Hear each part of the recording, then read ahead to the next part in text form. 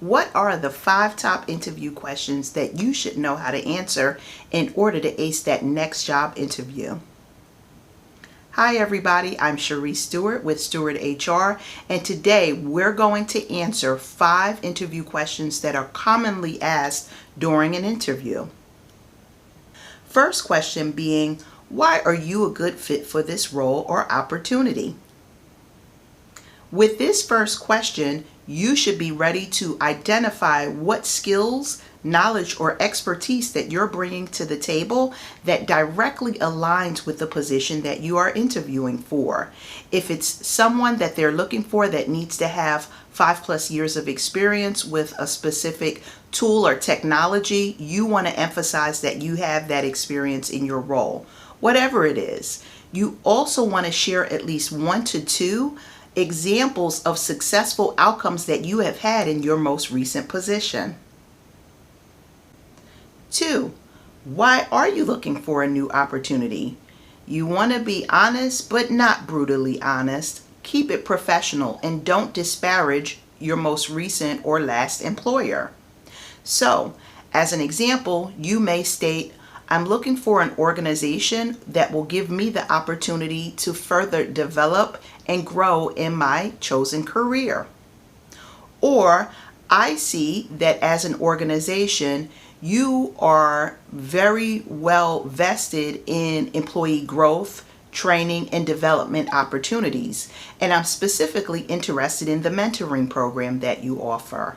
You want to make sure that whatever you're not getting from your current employer is turned into a positive for that new role or opportunity. Question 3, do you have any questions for me?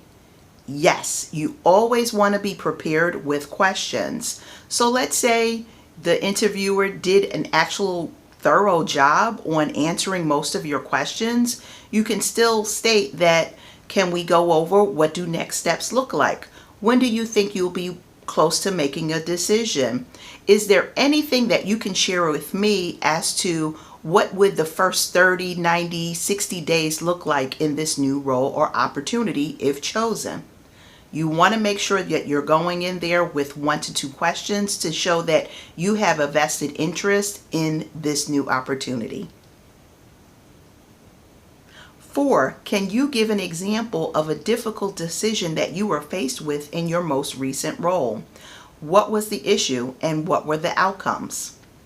This is a behavioral-based interviewing question, and the interviewer is looking for you to give a specific response as to how you may have addressed an issue or previous opportunity or challenge in the past.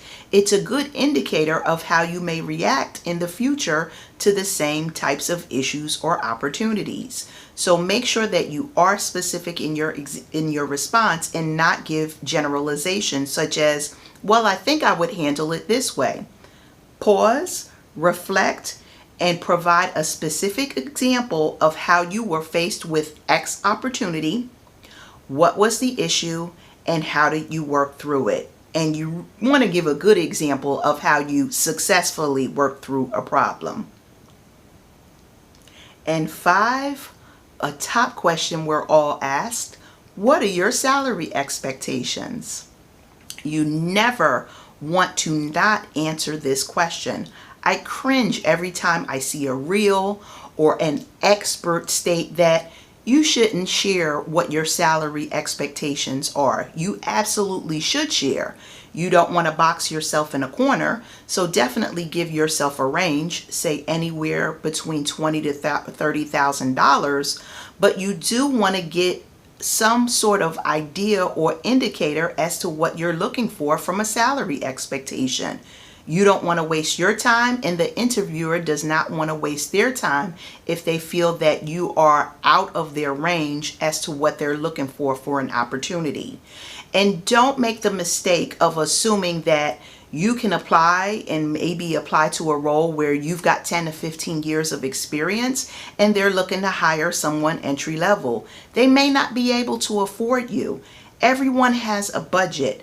Just because you're coming with those extra skill sets or that additional experience doesn't mean that they can afford to pay you what you may be asking for. So make sure that you give a range. And don't play games. I would not recommend giving a response of, well, what is the job paying? Yes, in some states, more and more organizations are having to state or share what that range is from a transparency standpoint, and that's great.